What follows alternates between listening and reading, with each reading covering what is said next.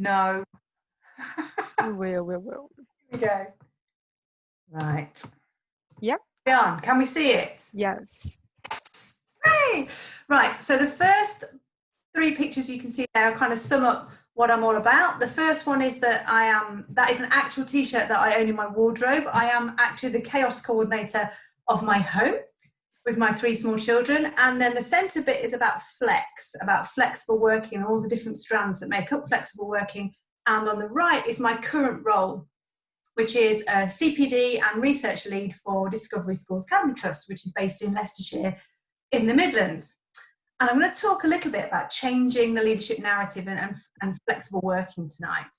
This is a really boring timeline unless you're my mum, because it's kind of like my career.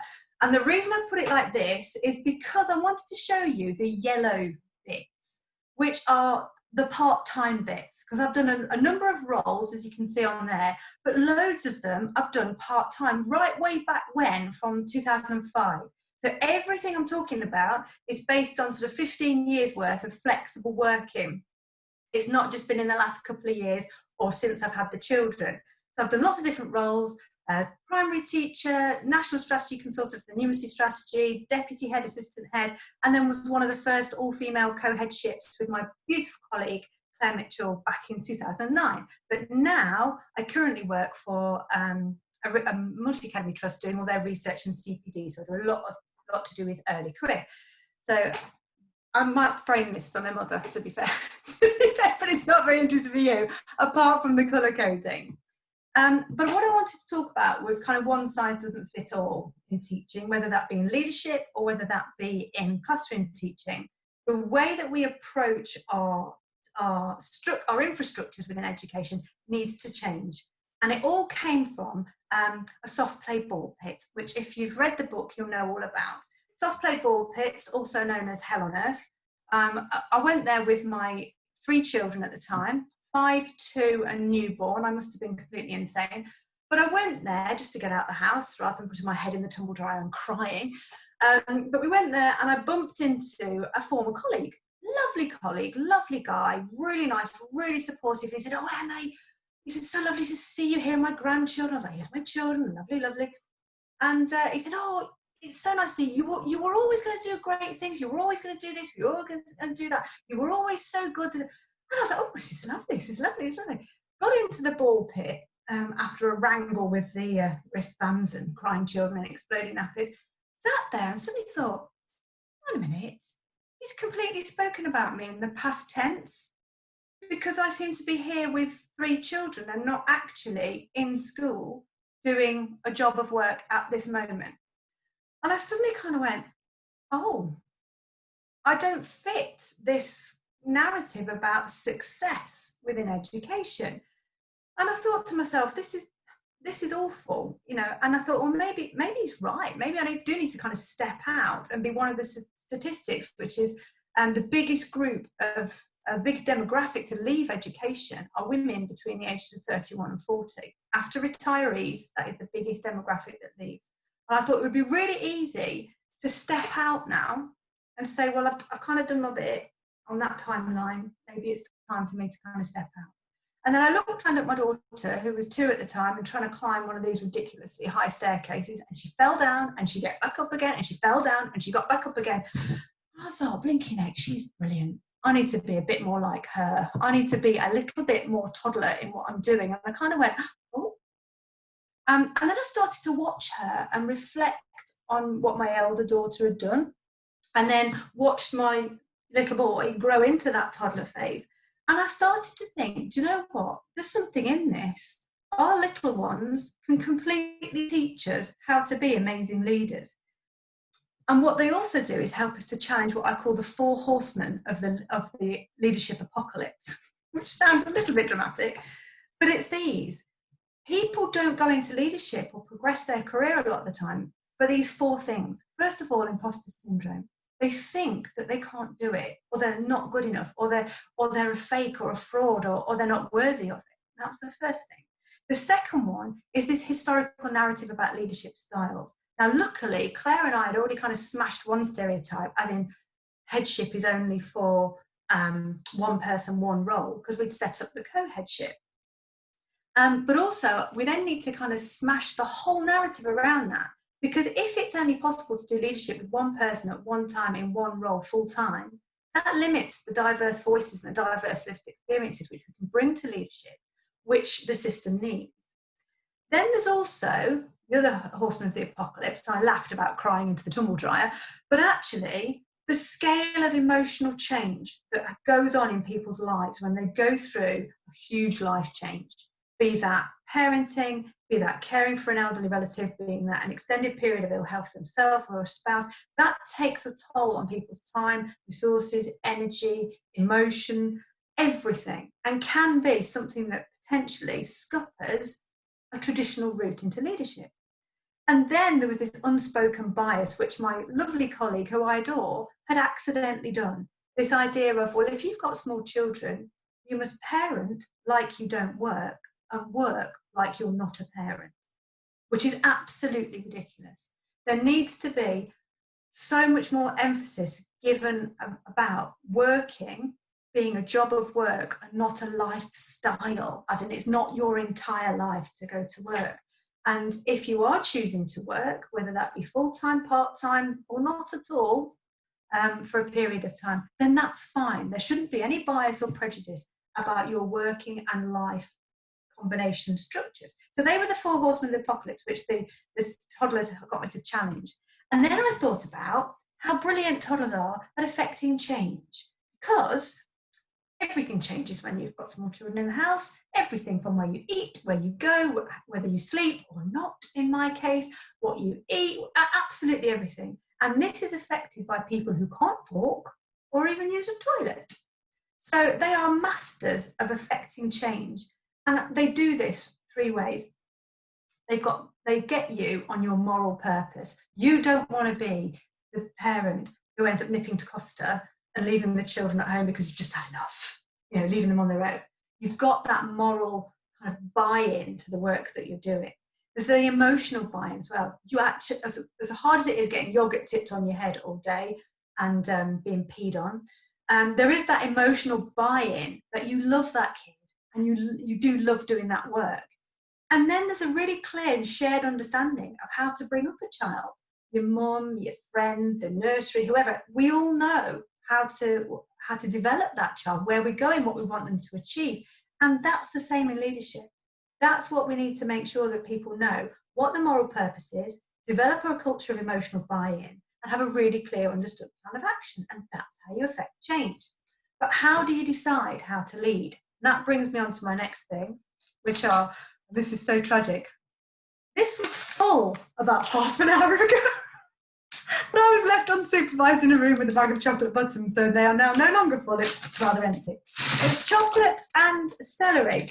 If you want to develop as a leader, know your chocolate, know your celery.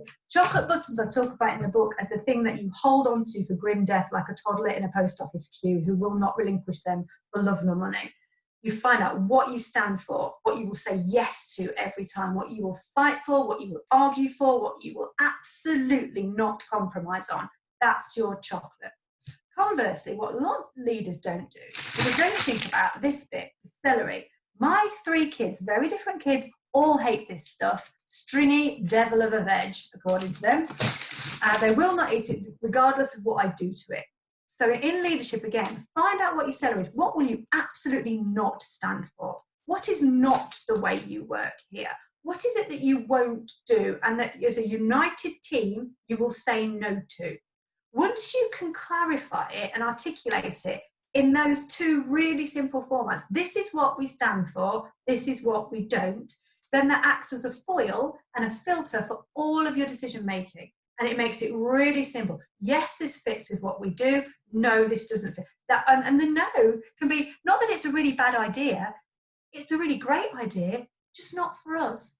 Just not right now, or not for us. The next thing that it does is, that's my little boy there dressed in his tiger outfit. And if you have a look on the book, you'll notice that it's actually him on the front of the book. It's a real photo of my little boy. He went to the shops in his Tigger outfit, and he doesn't give a monkeys. because he is absolutely resolute in his decision making. He is clear on his chocolate buttons, he is clear on his celery, doesn't matter what anybody says to him, he is proud of his decision making. And as a leader, that's what we need to have: confidence and pride in the decisions we make, because we know they are informed by really clear strategic thinking about what we do and don't do here. That's not easy though. So the other picture on there is the monster under the bed. Now, a toddler has a nightmare. They don't then lie there and go, I'm just going to work through this by myself. I'm not going to disturb anybody. I'm just going to have a look. What they do is they go, Mummy! Never daddy in our house. You know why? Mummy! And they ask for help. And as leaders, we need to do that. And as teachers, we need to do that. Ask for help. Because 99 times out of 100, people will go, of course. They won't go, I can't believe you're not asking for help. But we need to channel that toddler and say, when things are tough, when things are tricky, seek expert help, seek expert guidance, and attack that monster under the bed with a kind of team of people supporting you. The next thing I really want to expand on is about, are we there yet? And I talk in the book about the most hideous drive back from Centre Parks involving vomit, potties in a gale, wind socks, just general chaos. But the moral of this one is children are always asking, are we there yet? And I wanted to talk about checking in, not checking up. Great leaders know that it's not about micromanaging. It's about setting that really clear path that you've decided together. And in the book, I talk about it being, can you see the sea? So we all know where we're going. Can you see the sea yet? Are we there yet? Are we there yet? And so are our staff clear, or are our teams clear on what our kind of final destination is, what our C is? And if we're really clear about where we're going, what we stand for, we don't get derailed by chaos. Things happen, crazy stuff happens. I've had everything from children with their heads stuck in railings to swarms of bees outside the door at playtime, all sorts of fighting parents, all sorts of things. But actually, you don't get derailed by the chaos because you know what you stand for. And then what you don't do is micromanage. You don't micromanage systems and processes, because that's demoralising and it erodes the trust in your teams and it prevents development of autonomy in your team. What you want to have is conversations about, how far have we gone? Is this going well? What's working? What's having an impact? What might we need to change? And all framed by, are we there yet?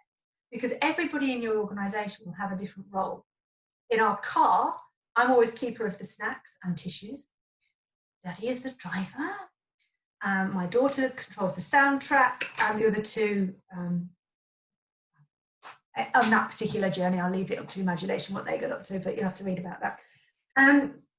But all of those teams are focused on what we stand for and whether we are there yet as a team, because they recognise that regardless of their role in that car, nobody's getting to the destination unless we all get there. And it's not about there's no I in team, but actually it's about developing a culture where we recognise that unless we are all clear about where we're going and how to get there, then we aren't all going to get there yet.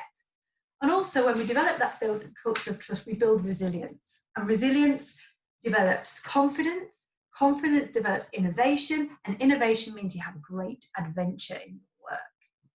Right, the next one. These are my eldest two children. And it says, find someone to look up to and inspire you. I've given up trying to get them to look at the camera, all facing forward, because my younger one dotes on her older sister. And it was, my tip to you would be, find somebody who makes you feel like my little one does in that photo. The person who you think, do you know what? I want to learn from them. I want to be like them. I want to get a little bit of their stardust and magic sprinkled on me. And it's about reaching out and finding those people. They may be in your own school. They may be in a wider network. They may be in a different part of the sector. Find them, learn from them, and surround yourself with people like that, just like my little girl did there.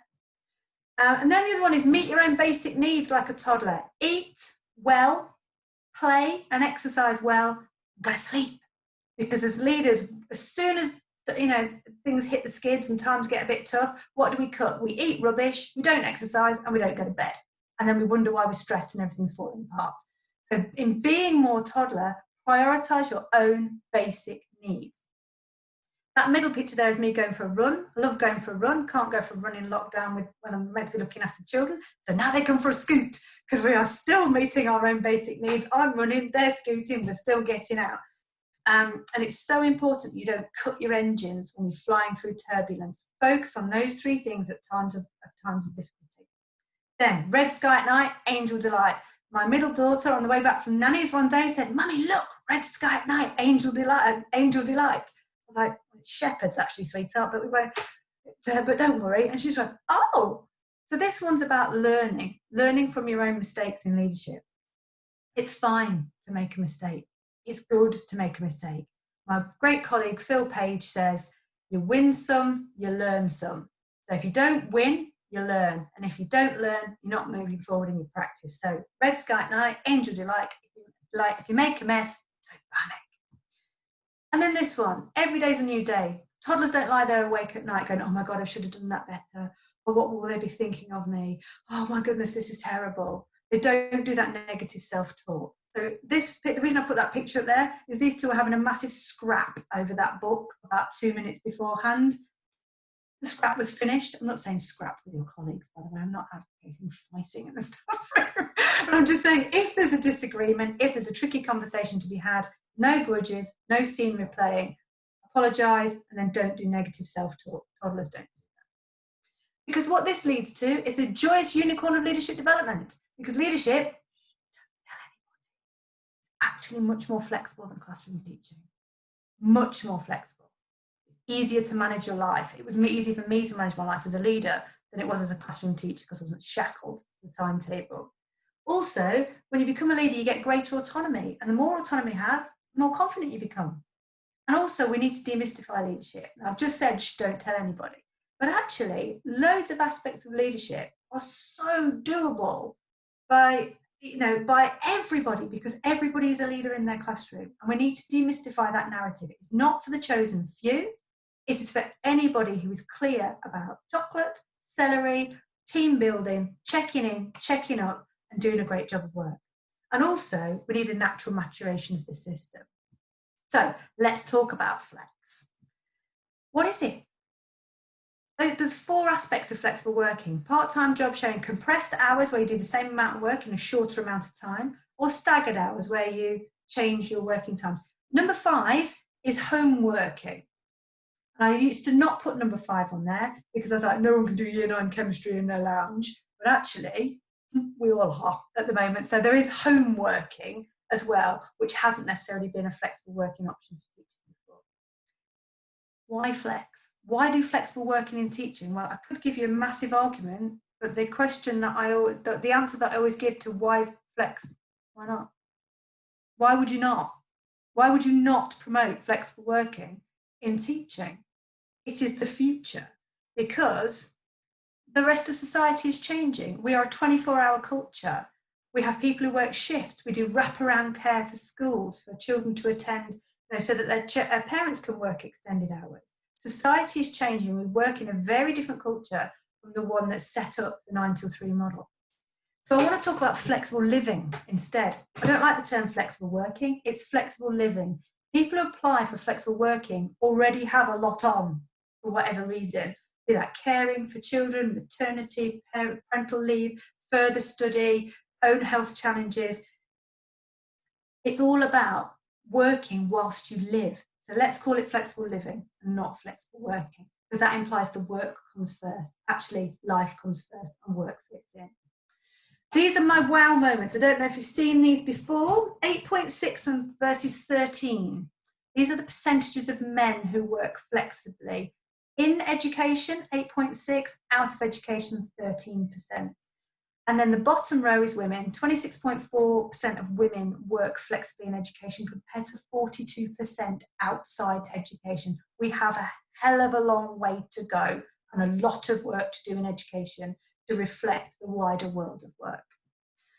And it's nothing new. I've done all of these roles since 2004 flexibly. And if you're an accountability junkie, all been judged as good or outstanding by Ofsted. But also, I know personally that the systems and structures I was working in enabled me to do a great job. So I've done all of those jobs at the moment. And it doesn't make me superwoman like that picture. It just means that I've challenged the system throughout my career and said, why not? Why not do it like this? Let's make it work. I want to talk about rigid flexibility. Flexible working is not a tug of war between an employer and an employee. It is a conversation, which is why that flexible phone cord is there. Flexibility is about not a one-size-fits-all. It is about ensuring that you retain talent and elasticity within the system. So each case needs to be looked at on a case-by-case basis for flexibility. What the employee can offer or wants to work, and then what the employer can accommodate. And my last school where I was co-head, 75% of the teaching staff worked on flexible contracts. It is possible. I've had so many conversations with people in all manner of departments about flexibility, and it is developing and it is coming, but it needs more people to challenge the system to ensure that it continues to mature. Each thing needs to be taken on a case-by-case basis, and the good thing about flexibility is not rigid. I've upped and downed my days depending on the needs of the establishment and my own ability to work. So it shouldn't be a rigid set in stone that you only ever do Monday, Tuesday, Wednesday, that's it forevermore. And also one thing people overlook is that actually within the system, if you've got loads of flexible workers, what you've got is built-in elasticity, because not everybody wants to work in the same way all the time. They can take on extra responsibilities or reduce responsibilities. If you've got 5 flexible workers, you've got 5 stretches you can make. Whereas if you've got 5 full-time people on full-time contracts, you can't do any more than full-time. So there's massive flexibility in there within the system, within a flexible structure. And my interest in this is massive, and I'm so pleased to see that Charter College and Women Ed are putting together case studies about flexible working. They have masses and masses of case studies on there now, and also the DfE have appointed a lady called Emma McQueenie to do a full review of flexible working within education, because I'm absolutely, I don't want to say passionate because it makes me sound like I'm The Apprentice, but actually I am really, really passionate about developing flexible working within leadership. So, because I know it can work so well. So what I would say to you is, if you're interested in flexible working, by all means, ask me in the chat about how to do it and how to work it. If you're interested in leadership and don't think you fit the leadership narrative, I would say to you, be more toddler, because no toddler ever says, oh, I can't do that. They go, I'll have a go, I'll have a try, because they are absolute learning machines and we can learn so much from them. In terms of my screens now, that's it. So you've just got kind of questions from me. I also meant to say, thank you ever so much for popping along. Lovely to see so many of you on these tiles, and also you've got me out of tea, bath and bedtime, which is absolutely marvellous. My husband's it. So thank you very much. I'm going to stop sharing now, and I think we're going back to Q&A. There we go. Have I done it? Yeah. Oh my God, yes, yay me. Very good, very good. Thank you so much, Emma. That was really great. There are some questions, so I'm gonna start by asking the questions that were asked before, and then we carry on to the questions that are being asked now.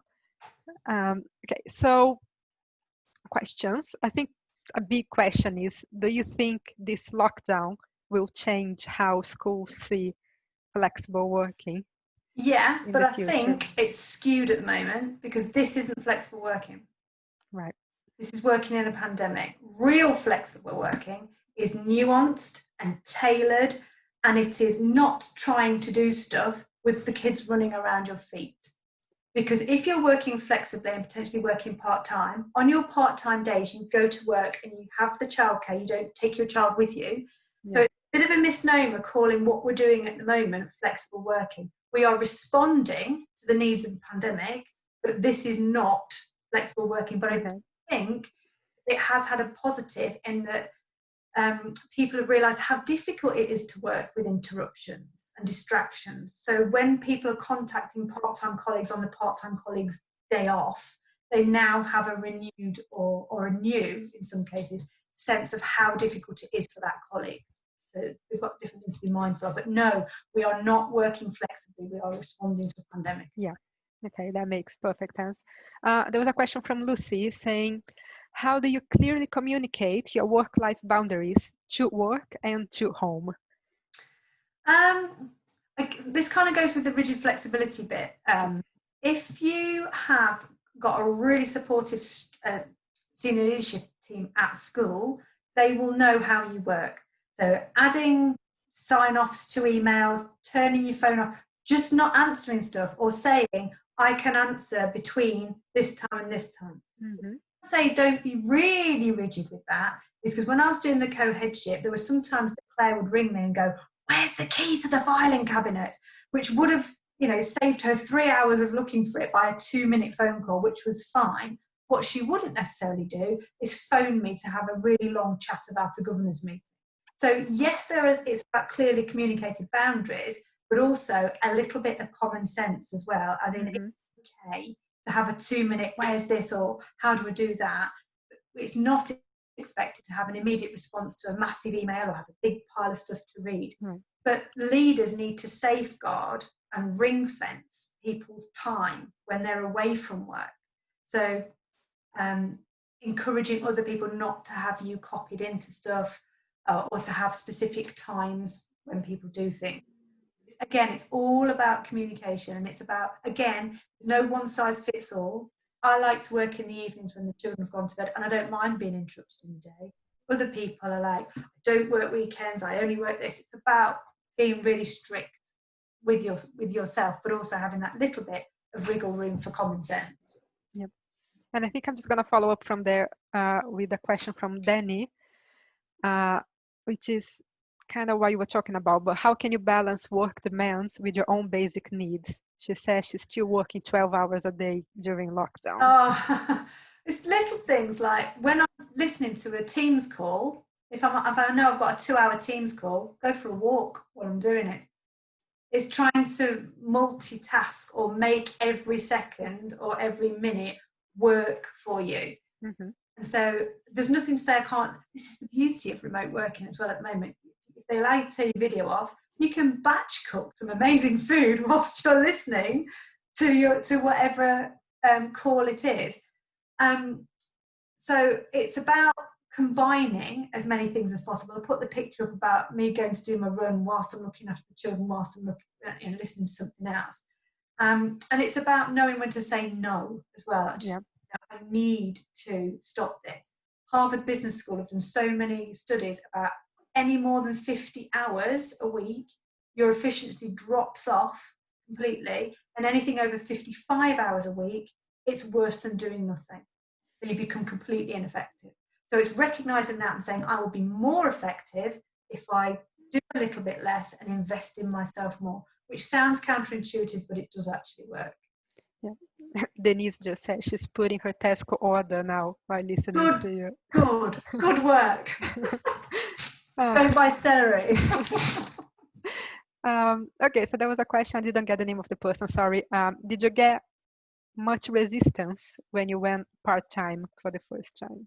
I'll tell you a funny story about this. Neither of us wanted the co-headship initially to start off with, and I was just about to start IVF treatment, so I was hoping I wasn't going to be there. My colleague hadn't got NPQH at the time, which you needed. Yeah. So it's a bit of like a hot potato. So we went to the governors and said, what about if we do this together? Would you mind? And they were like, that's fine, as long as if you can make it work, that's fine. Parents were fine, because actually it reflects the wider world of work. And the only two things you ever have to say to anybody about part-time working is, would you rather have 2 absolutely stellar people doing this job, or 1 okay-ish one? And the other one, when people say, oh, it'll never work with 2 people in one role, it'll never work, you have to say, hell of a lot of children who live at home with 2 parents. Not a problem there. It's true. Throw it back out at them.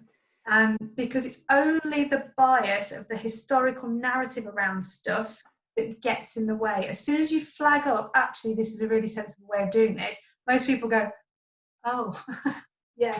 And then eventually, because we didn't necessarily want to do the co-headship full time. Eventually, when we said we would, and we went to the governor and said, let's make this substantive, excuse the vernacular, this is not my word, this is exactly what the governor said. He said, about bloody time. So we didn't meet with any kind of resistance. It was actually really well received. Okay, so I'm just gonna, I thought you were gonna say something different. I thought you were gonna say there was some resistance, because the next question was, how would you like to see flexible working in the future? So I was gonna compare with the past, but it wasn't that bad, I guess. I would really like to see it as a default, as in not having to go through some really big rigmarole every single time to be able to ask for it, and not kind of going cap in hand saying, oh, please, can I have flexible work? Yeah.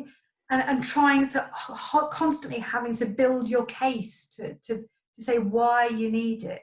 Actually, we should have systems and structures in schools and across the wider infrastructure of the system to enable people to respond to the needs of their life, to be able to work within their kind of the frame of their life, rather than there being one way of doing something, which if you want to dare to challenge it, you almost have to beg.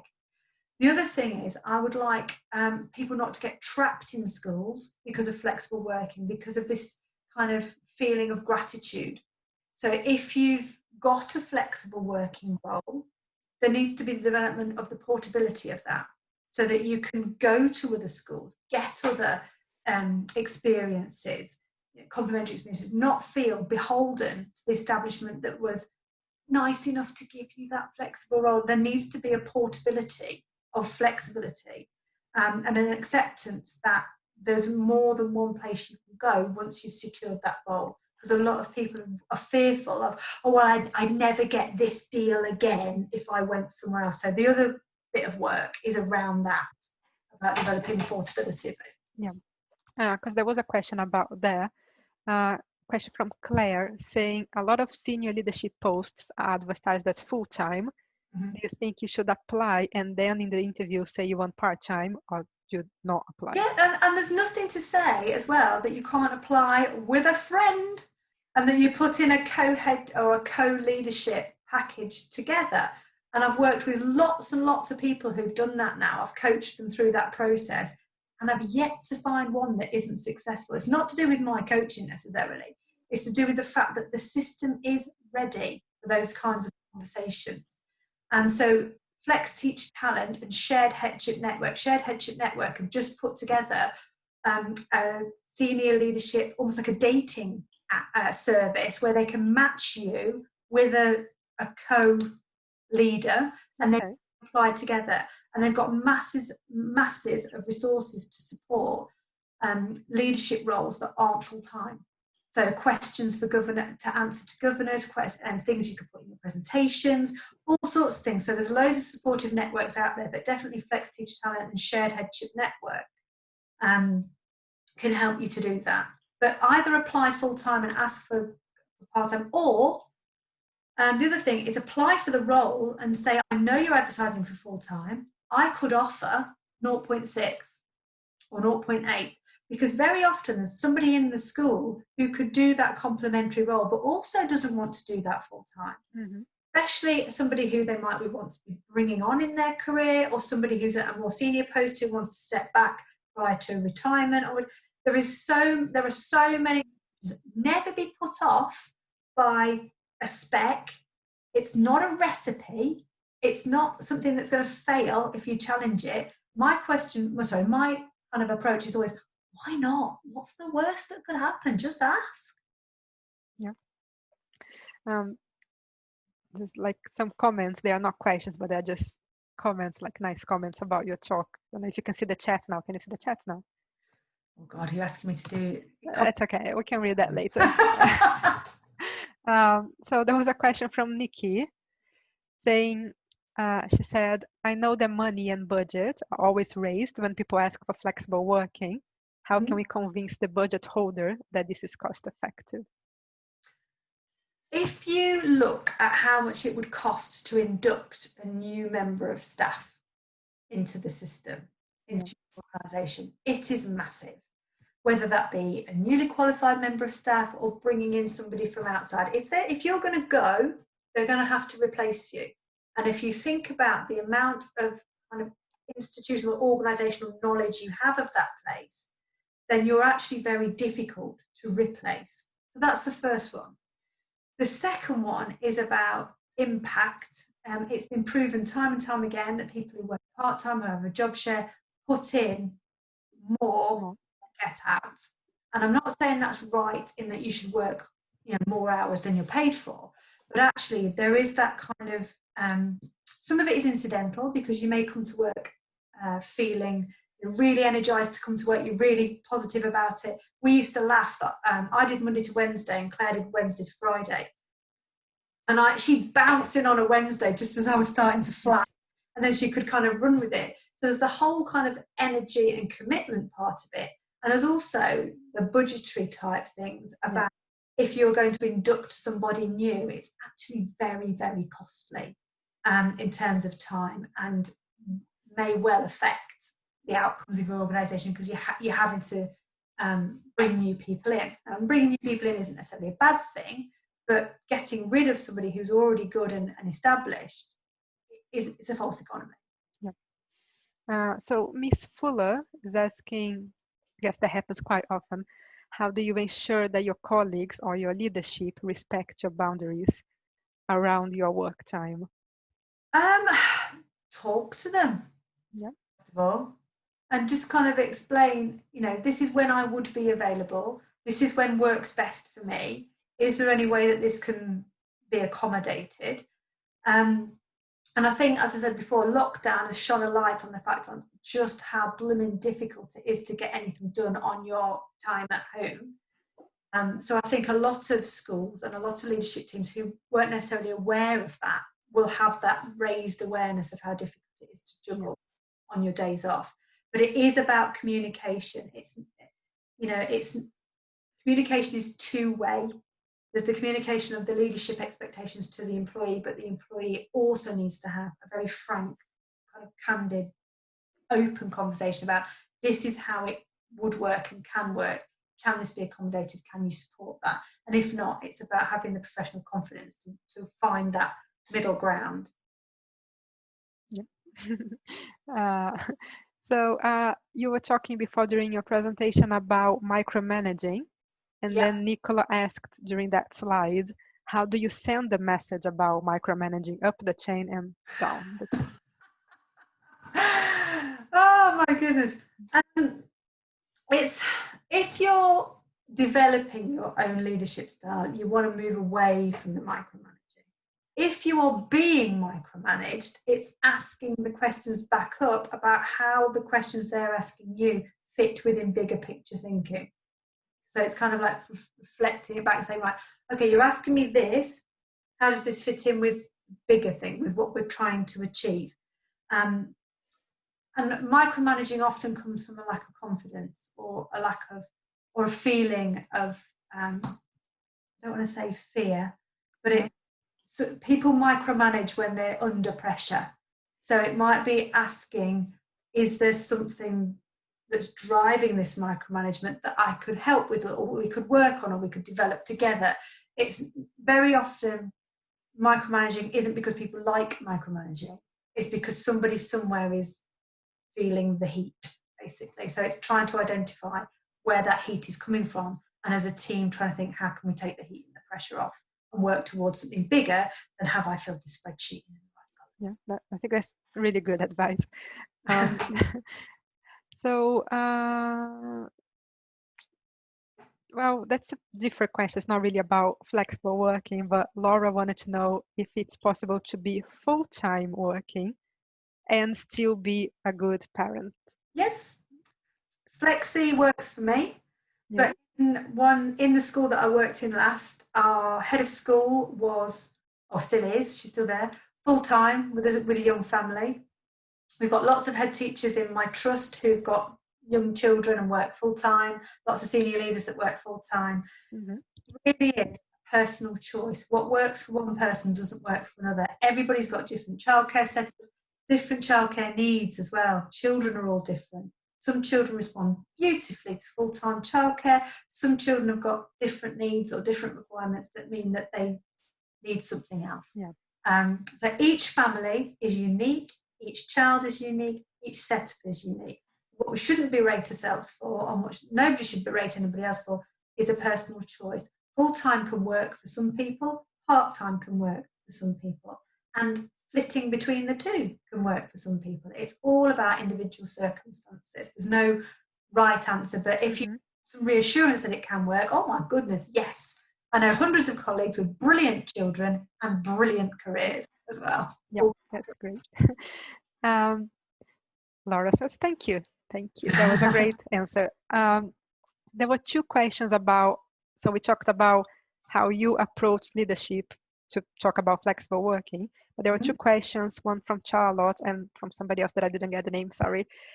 If you're a leader and you want to tell people, your other teachers, that it's okay to do flexible working, how do you go about telling people that that's okay? You're increasing the culture of flexible working in your school. Yep. Have a staff meeting about it. Use the slide that I said about, flexible living. This is, in a room full of people, in a room full of staff, everybody's different life. And it's saying, we are trying to cram everybody into the same model. Let's just flex it a bit. Are there people who want to do additional study? I know colleagues who have worked 9 working days out of 10, because on the 10th day, they were doing their doctorate, or they're setting up a consultancy business in education. It's not just about responding to a commitment to a family or to, or a health issue. It's actually, flexibility can be used to further your career or develop your career as well. And sometimes a lot of people, especially a lot of teachers who've been teaching a long time, can feel a bit want to do something else, but I'm not quite sure what. Yeah. Flexible working can allow you to do that because it allows you to specialise or write or study or just pursue a strand of education that's really your passion. I know lots of people who work part-time in the classroom who then become experts in other areas and speak at conferences and do all sorts of stuff. It can provide that spark of inspiration and career development, because if you qualify when you're 22 and you can't retire till you're about 105 now, you're going to be a classroom teacher for a hell of a long time. So actually, flexible working can provide that little bit of inspiration and change that enables people to actually stay in the classroom for a bit longer as well. Yeah. Well, going back to micromanaging, James asked, how do you differentiate between somebody micromanaging you and somebody just ensuring accountability? It's a very different feeling. Yeah. When you're being micromanaged. Yeah. Really? There are certain accountability measures in every school, but if you are really clear as a team, you know where you're going, you can kind of go, right, this is a little hoop we all need to jump through on our way to this bigger picture. So we're all just going to do it and we're just going to get on with it. It's the person who comes knocking and goes, this spreadsheet should have been in, this column should have been red. This sort of red, not that sort of red. Can you do it again in this sort of red? That's micromanaging. Right. The fact that we're saying we've got to do this, let's get it done, let's get it ticked off, that's fine. And the thing about accountability is really the only people you're accountable to yourself, in a school, are the children. If you're confident that those children are doing really, really well, every other accountability measure is extraneous. And I don't mean I'm some kind of flaky person who goes, I don't care about results or anything about that. It's actually, your focus should be on the children, the family and the communities that you serve and being accountable to them. All of your systems and your processes are to support that. So if you can see that change in the children, the family and the communities, the accountability bits look after themselves. The micromanaging is from people who say, oh, somebody says we've got to do this, so I'm just going to use it as a stick to beat you with. And actually that distracts you from your core purpose and your core job work, which is why I talk about the celery and the chocolate buttons. Come back to, what do we actually stand for? Is this piece of work this person's asking me to do actually aligned with it? If it's a hoop we've got to jump through, let's just jump through it quickly and move on. but actually focus the work on the bigger picture and what we're trying to achieve. That's the difference between micromanagement and accountability, in Yeah, my. yeah, I agree. um, Jane, I think that's just a big question, but she's a leader, so she just took a new leadership role. So do you have Hey! any advice, I guess, about Oh, anything? what sort of leadership role is it? Do we know? Does it say? Oh, I don't know. Jane, can you? It doesn't say. She didn't say, but maybe she can Any type advice for her again. new to leadership? Um, First of all, find out what you stand for, and then Early years, she said. get to know your teams. Yeah. Biggest resource in any leadership role is people. Your people are your biggest resource. Get to know your resource. If you spent 80% of your budget on a computer system, you would get to know that computer system inside out, back to front, and how it worked. In teaching, in schools, 80% of your budget, roughly there or thereabouts, goes on wages.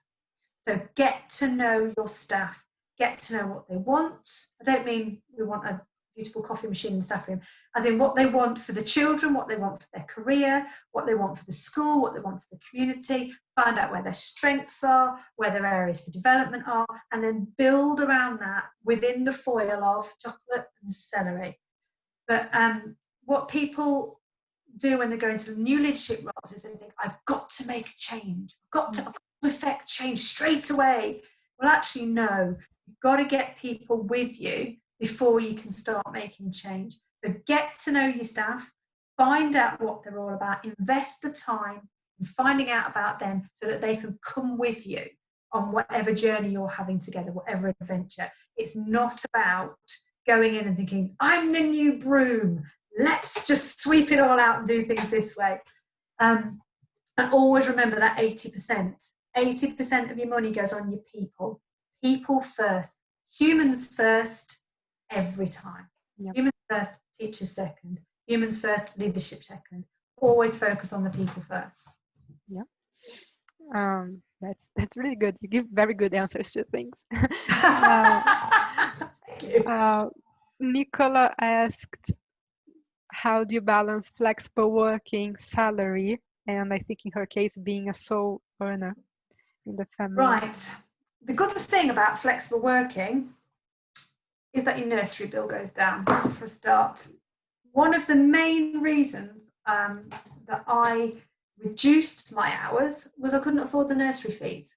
So actually, by reducing my hours at school, it meant that I paid out less in childcare. That was the first thing. Yep. The other thing, and I'm giving a talk about this on another event, is about portfolio careers. Because working flexibly in a school and now in a trust has enabled me to do other things with my career, like writing, which I can do in my own time. Yeah. Because that's the other thing that people don't see, is that flexible working or working part-time gives you the time, space to do other stuff as well. So yes, it's a reduction in salary, but it's also a reduction in childcare, a reduction in the amount of clothes you need to buy for work, petrol to drive to work. So there's actually massive knock-ons financially, and it can work out to be you're financially better off to work less. And I think on one of the union websites as well, there's a salary calculator to work out how much tax you pay and how much your take-home pay will be, dependent on what percentage you work with. It's 0.8, 0.6, 0.4. So that's a really useful thing, because the other thing is you pay less tax if you work a few hours, sort of thing. Yeah. Miss Fuller is asking, does that mean there's another book coming? I guess you said that you're talking more. There's another book. It's a book about about flexible working. Yeah. All about flexible working and how it can work for an individual and also for an organisation. So that'll be coming out soon. Yep, that's great. Then we can do another one of those once that's published. Lorna asked, almost out of time, but Lorna asked, how can you model all this flexible working, and as an aspiring leader, if you're not yet in a position to make the decisions for the school? talk about it, promote it, encourage people to learn about it, encourage people to read about it, post the blogs that the DFE are producing, signpost people to flexible working opportunities. When a vacancy comes up in school, talk to the senior team and say, how could we offer this flexibly? So rather than if somebody leaves or a new role arises, not automatically thinking that that needs to be a full-time traditional role, actually asking the question, how could we do this? What could we do differently? How could we approach this from another angle? So even if you might not be in the position to make the decision, be the person to ask the question. Because the more times it's asked, the more it becomes part of the kind of day-to-day conversation, and it becomes in people's consciousness, the more likely it is to actually occur. So even if you're not the person who presses the red button to say go, you can be the person who says, hang on a minute, before we press this, have we considered this? Yeah, great. There's a big comment on Amber here. TLR position, first step to leadership. Have you, Amber, have you done your NQT year yet? Or is it that you are currently in NQT and want to do the TLR at the same time? Because the answer will differ. No, that will be in September. Yeah. She just said that will be in September. Yeah, it's a very different answer depending on whether you've completed your NQT yet. Or whether you've done it in a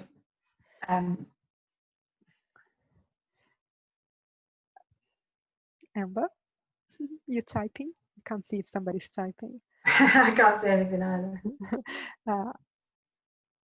Okay, we'll start NQT in September. Right. I would say it depends on your previous experience prior to becoming an NQT. Some people have been in schools for many, many years, acquiring tons of experience and expertise, or may have transferable expertise from another sector to be able to actually action that TLR. And again, I don't know what the TLR involves. I don't know what it's for, because again, that will be dependent on the answer. I would say it's unlikely, and I've not heard about it in primary, it might be in secondary.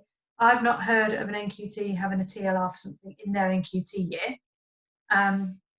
But again, that would be dependent on experience and individual circumstance, and whether they've got transferable expertise from another sector or transferable expertise from prior practice. Mm-hmm. But I mean, I deal with all of our early career teachers and have done for very many years. Hundreds of them have not heard of an NQT with a TLR before, but never say never. Depends on the experience, and it depends what the TLR is for as well. Yeah. There was a bigger question here. Well, most like a comment that turned into a question. So somebody said that she's been passed over 3 times for promotion because she had a child, and then all 3 roles were taken by men. Yeah. So I guess just if you have a few words to talk about gender inequality, I guess, and differences. It's if you're not involved with women already, get involved with women online.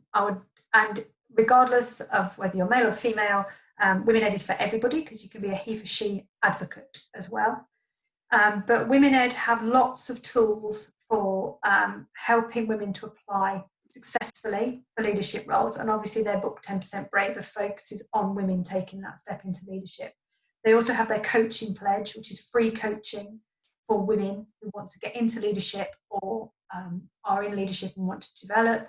So you can access support for getting into roles and, you know, making your case and being successful at interview by accessing support from Women Ed. So I would definitely join the Women Ed community and contact people in your Women Ed regional group or on part of the national group, to access some of those support materials to strengthen your case for promotion to leadership. And I'm just internally fuming about the child bit. Just having a very, very cross internal dialogue there. Yeah, get in touch with Women Ed, and there's loads of support out there for helping you apply successfully to the leadership roles. Yeah, okay, great. So it's 7, so we have to stop, sadly. Thank you very much, Emma. But before I let you go, I'm just going to repost a comment that Helen made the beginning of your talk. I was going to read it out loud, but it's easier if you just read it yourself. I think you'll be pleased with what she's saying. So yay! That's amazing. Yeah. That's made my day. Well done. Well done. Yep. So I just wanted to finish. That's amazing. So I just wanted to finish with a happy note. That's the kind of thing that makes me super happy. So thank you. Brilliant. Yeah. So before we go, thank you. And can you tell everybody again how to get in touch with you? You can type on the chat if you haven't. Oh God. So at Emma_Turner75, and I've said before, I rue the day I ever have this hashtag. Not hashtag. God, that's such a techno doofus.